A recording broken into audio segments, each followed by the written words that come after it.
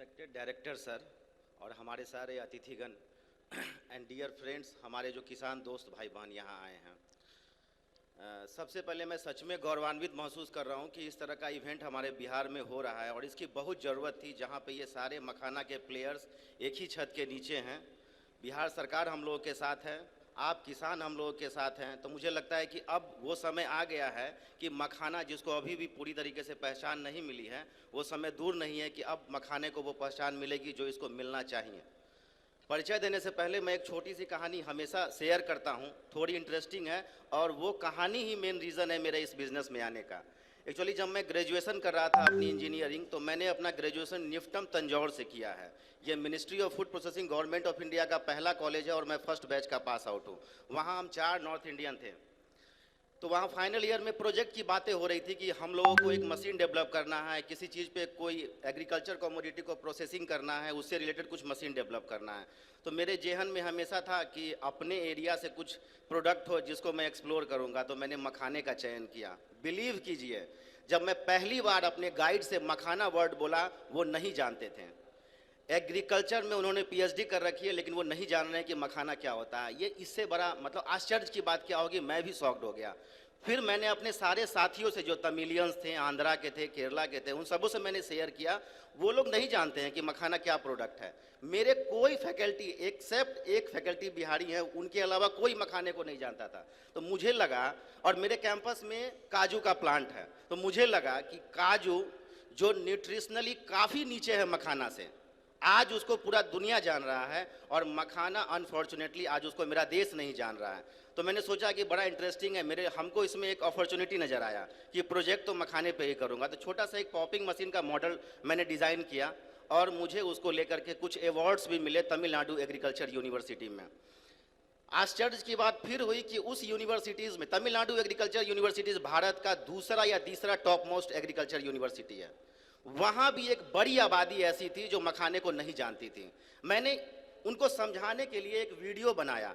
Video बना के उसकी पूरी प्रोसेसिंग, हार्वेस्टिंग, ये सब कुछ क्लब करके उस वीडियो को मैंने यूट्यूब पे अपलोड किया। और जनरली उस वीडियो के थ्रू मैं एक्सप्लेन करता था कि एक्चुअली ये प्रोडक्ट क्या है। एक्चुअली ये है भी मिरेकल। आप ऐसे समझिए कि एक ऐसा एग्रीकल्चर कमोडिटी जो पानी में होता है, पानी के नीचे जाके बैठ जाता है, लोग उसको मैनुअली कलेक्ट करते हैं, फिर उसके बाद उसको पोस्ट हार्वेस्ट का प्रोसेस शुरू होता है, सन ड्राइंग होता है, पॉपिंग होती है, और ये सारा प्रोसेस मैनुअल होता है।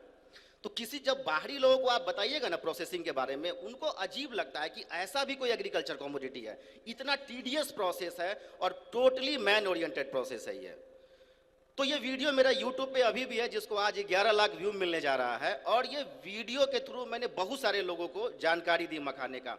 फाइनली अपना ग्रेजुएशन कंप्लीट करने की तरह एक टिपिकल बिहारी जो पैदा लेता है सरकारी नौकरी करने के लिए, मेरे भी पेरेंट्स प्रेशर बनाए थे कि तुमको जॉब करना है। प्लेस्ड हुआ, मैं जॉब कर रहा था कॉर्पोरेट में। फिर मैंने एमबीए की और एमबीए करने के बाद फिर मैं कॉर्पोरेट में चला गया। मेरी कंपनी लास्ट अडानी विल्मर थी, जहाँ ईस्ट और सेंट्रल यूपी देख रहा था मैं। लेकिन मेरे जेहन में था कि नहीं, हमको खुद का कुछ करना है, खुद का स्टार्टअप लेना है, भले जीरो से लें लेकिन लेंगे। तो 2019 में मैंने जॉब क्विट किया। मेरा नाम श्रवण कुमार राय है, मैं दरभंगा का रहने वाला हूँ।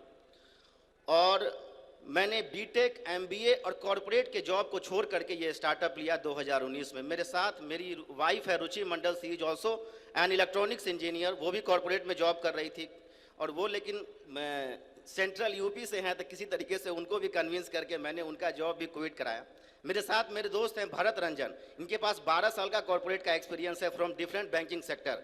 इनको भी मैंने कन्विंस किया। कॉन्सेप्ट ये था, मैं सिर्फ मखाने के बारे में नहीं बोलूँगा, एज ए फूड इंजीनियर मुझे मखाने के बारे में बोलना चाहिए, लेकिन मैं एक बात बोलना चाहता हूँ कि ये जो एक हम लोगों का एक सोच है ना कि बचपन से हमारे पेरेंट्स डे वन जब स्कूल भेजते हैं तो हम सोचते हैं कि नहीं, बड़ा होकर ये सरकारी नौकरी करेगा, जैसा फैमिली बैकग्राउंड उतनी बड़ी सरकारी नौकरी।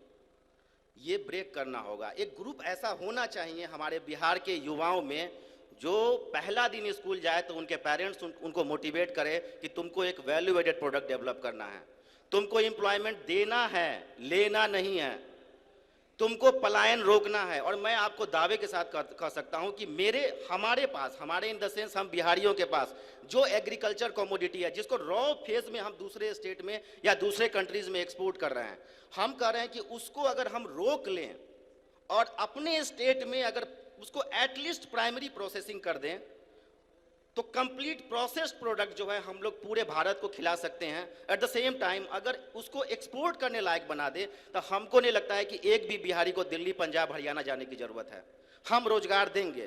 प्रॉब्लम क्या है ना कि प्रॉब्लम यह है कि यूथ जो एमएनसीज में जॉब कर रहा है वो नहीं आना चाहता है, उसको एस्टेब्लिश्ड सैचुरेटेड लाइफ चाहिए। तो मेरा सबसे पहला उद्देश्य क्या होता है कि आप जितने लोग सुन रहे हैं इस बात को, हमें एंटरप्रेन्योर बनना होगा। अगर 20 में एक लोग भी एंटरप्रेन्योर बनता है तो ये जननायक और ये सब टाइप की ट्रेनें यहाँ से खाली जाएगी। बिलीव कीजिए, ये सारे लोग, ये पूरी तरीके से अभी गवर्नमेंट का सबसे बड़ा प्रॉब्लम है अनएम्प्लॉयमेंट, उसको हम लोग दूर कर सकते हैं, वी एंटरप्रेन्योर्स। मैं फिर से आता हूँ मखाने पे। तो जॉब छोड़ने के बाद जो है हम लोगों ने 2019 से मखाने की प्रोसेसिंग मतलब छोटा सा घर के नीचे ये स्टार्ट किया। और बिलीव कीजिए, पहला जो मैंने इन्वेस्टमेंट किया था, मैं जब जॉब छोड़ के आया उसके इमीडिएट बाद लॉकडाउन आ गया था। तो लॉकडाउन आने के बाद जो है मेरे फैमिली वाले, मिडिल क्लास फैमिली से हूँ, और मेरे समाज के लोग मेरे को इस तरीके से ताना दे रहे थे कि जैसे मैंने कोई क्राइम किया है। कोई एक्सेप्ट करने के लिए तैयार नहीं था। वाइफ हस्बैंड दोनों जॉब छोड़ के अनएम्प्लॉयड होकर घर में था और सेविंग खा रहा था अपना कंप्लीट। लॉकडाउन खत्म हुआ, खत्म होने के बाद जो है 15,000 रुपये की पूंजी से मैंने मखाना स्टार्ट किया। और बिलीव कीजिए 10 से 12 राज्यों में रॉ मखाना B2B कर रहा हूं। अभी रिसेंटली मैंने अभी 9 फ्लेवर्ड में मखाना लॉन्च किया है और ये मेरा ब्रांड है MBA मखाना वाला। यहाँ बहुत सारे लोग बहुत आश्चर्य कर रहे थे कि ये ब्रांड क्या है। थोड़ा सा पैकेजिंग के बारे में बताना चाहता हूँ कि इसमें मैंने क्या किया है। जो हमारे रीजन का मिथिला आर्ट है उसको मैंने मेंशन किया है। ये मेरे कुछ हीरोज हैं मिथिलांचल के जिनको लोग नहीं जान रही है या बहुत कम लोग जानते हैं। इनको मैंने अपने जार पे, अपने पाउचेस पे जगह दी है। ये वो हीरोज हैं जिनको अगली पीढ़ी को जानना चाहिए।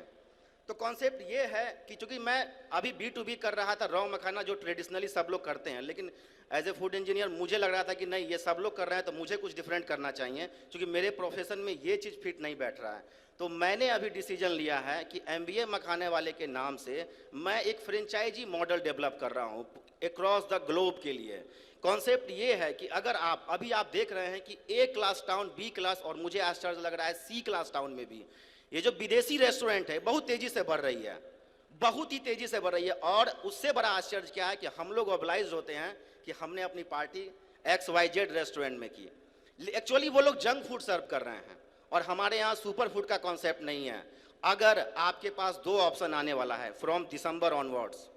अगर आप जंक फूड लेना चाहते हैं, अपने फैमिली को सर्व करना चाहते हैं, तो आप उन विदेशी रेस्टोरेंट में जाइए। अगर आप सुपर फूड सर्व करना चाहते हैं तो आप MBA मखाने वाले के पास आइए। मैं और मेरी टीम ने 18 मखाने की रेसिपी तैयार की है जो हम लोग रेडी टू ईट है, हम आपको सर्व करेंगे।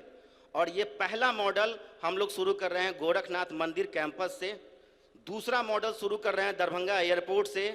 और इन दोनों के सक्सेस होने के बाद सपना ये देख रहा हूं कि जिस तरीके से हम बिहारी आपस में बात करते हैं कि ये प्रोडक्ट जापान का है, ये अमेरिका का है, और एक डिफरेंट टाइप का एक्सप्रेशन होता है कि अरे जापान का तुम्हारे पास है। मैं चाहता हूं कि अमेरिकन बात करें ये बिहार का प्रोडक्ट है, ये बिहार का है, और सेम एक्सप्रेशन होना चाहिए। सर सच में मतलब हमको अपने आप में बहुत हम लकी फील करते हैं कि इस समय में, जिस समय में हम लोग जॉब क्विट करके आए, स्टेट गवर्नमेंट बहुत ही एग्रेसिवली मतलब प्रमोट कर रही है, हम लोग को हैंड होल्डिंग कर रही है। अभी MBA मखाना वाला बिहार स्टार्टअप पॉलिसी 2022 में सेलेक्ट हुआ है। तो बड़ा अच्छा लग रहा है कि जैसे कि मतलब एक साथ मतलब गवर्नमेंट सपोर्ट कर रही है, हम लोग आए हैं, लेकिन हम लोगों की संख्या नहीं के बराबर है, नहीं के बराबर हमारी संख्या है। मतलब वो जो लोग जो पढ़े लिखे हैं, इंजीनियरिंग किए, MBA किए और वो आकर के बिजनेस करें, इसकी संख्या लगभग नहीं के बराबर है। सपना ये है कि बिहार में वो सारे लोग जो कॉरपोरेट में जॉब कर रहे हैं उसमें से अगर 20% लोग भी बाहर अगर आ जाए ना, तो हमको नहीं लग रहा है कि हम लोग पंजाब में प्लेन मखाना नहीं बेचेंगे, हम लोग पंजाब में बेचेंगे XYZ कंपनी का फ्लेवर्ड मखाना, हम लोग पंजाब में बेचेंगे XYZ कंपनी का एक्सट्रूडेड मखाना। मेरा कॉन्सेप्ट ये है कि रॉ मखाना अगर हमारे स्टेट से बाहर जा रहा है, ये हम लोगों के लिए सच में अनफॉर्चुनेट पार्ट है। अगर थोड़ा सा मतलब बिजनेस से हट के अगर सोशल एंटरप्रेन्योर पे आप लोग बिलीव करते हैं तो अगर प्रोसेसिंग पे हम लोग ध्यान दें, वैल्यू एडिशन पे ध्यान दें, तो बिलीव कीजिए हम अपने सारे एग्रीकल्चर कमोडिटी को प्रोसेस करके और उसको वैल्यू एडिशन में कन्वर्ट करेंगे। एक तरफ अनएम्प्लॉयमेंट दूर होगी, दूसरी तरफ हम लोग अच्छा पैसा अर्न करेंगे, और तीसरा जो सबसे मेन बात है कि बिहार की पहचान एक अलग तरीके से होगी। अगर आप रॉ मखाना या रॉ चावल या कुछ भी रॉ में अगर आप दूसरे स्टेट में भेज रहे हैं, इससे आपके बिहार की पहचान नहीं हो रही है। हमारा मैक्सिमम एग्रीकल्चर कमोडिटी जो है वो लगभग ऑर्गेनिक है। रीजन क्या है कि हम लोग जहां हैं, हम लोग वहां हैं जहां गंगा पूरे स्टेट को क्रॉस कर रही है। आप बिलीव कीजिए, भारत में बहुत कम ऐसे स्टेट हैं जहां गंगा पूरे स्टेट को क्रॉस कर रही है। हमारी भूमि बहुत फर्टिलाइज है। तो आप ये समझिए कि हम अगर एक किसी एग्रीकल्चर कमोडिटी को पिक कर लें, उसको प्रोसेसिंग करें, वैल्यू एडिशन करें, एनफ है, वो एनफ है इन 3 पॉइंट्स को फुलफिल करने के लिए। तो मैं बहुत ज़्यादा समय नहीं लूँगा। एक और बातें जो मैंने देखी है कि अभी जब मैं तमिलनाडु में था तो मैं बराबर वहाँ न्यूज़पेपर वगैरह पढ़ता था। बहुत लीडिंग न्यूज़पेपर सब जो है वो मखाने के बारे में मतलब एक्चुअल इन्फॉर्मेशन नहीं दे पा रही है।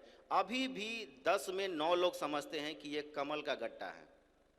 It's a Euryale ferox, botanical name है, इसको इंग्लिश में फॉक्सनट कहते हैं। इसको देसी भाषा में समझने के लिए समझिए कि हम लोग अपने बिहार में अलुआ खाते हैं। अलुआ वो दिखता आलू की तरह है, लेकिन वो आलू है नहीं। तो डेली डाइट में हम आलू नहीं अलुआ नहीं ले सकते हैं, बट आलू ले सकते हैं। It's a very unique product, it's a Euryale ferox. तो ये आपका कमल का गट्टा नहीं है।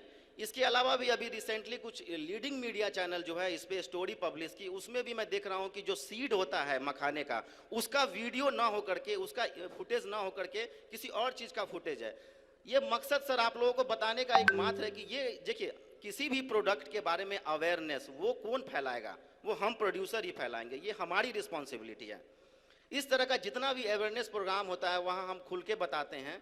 अपने मेरा एक वीडियो यूट्यूब चैनल है, उसमें भी हम बताते हैं इन सब बातों को। तो मखाना, आप बस एक लास्ट लाइन, मेरा एक टैग लाइन है कि अब जंक फूड का ज़माना गया, अब सुपर फूड का ज़माना है।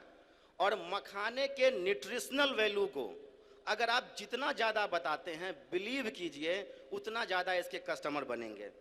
वैल्यू एडिशन नहीं कीजिएगा तो जिस तरीके से बहुत सारे किसान इस बार अपना गुर्री छोड़ दिए पोखर में ही, ये सिलसिला हो सकता है आगे भी चले। वैल्यू एडिशन करना होगा। वैल्यू एडिशन ऐसा नहीं है पॉप्ड मखाने से ही होगा, गुर्री से भी हो सकता है। तो वैल्यू एडिशन पे मेरा फोकस करने का मेरा काम है। मैं इसके साथ साथ जो एक एंटरप्रेन्योर के साथ साथ जो है PMFME स्कीम में डिस्ट्रिक्ट रिसोर्स पर्सन हूं और दरभंगा जिला के लिए रिस्पॉन्सिबल हूं इस स्कीम के लिए। तो दरभंगा जिला से कोई भी आदमी अगर कोई भी फूड प्रोसेसिंग यूनिट लगाना चाहता है, मैं उनको पूरी तरीके से हैंड होल्डिंग करूंगा। मैं यहीं अपनी बात को विराम देता हूं। Thank you very much.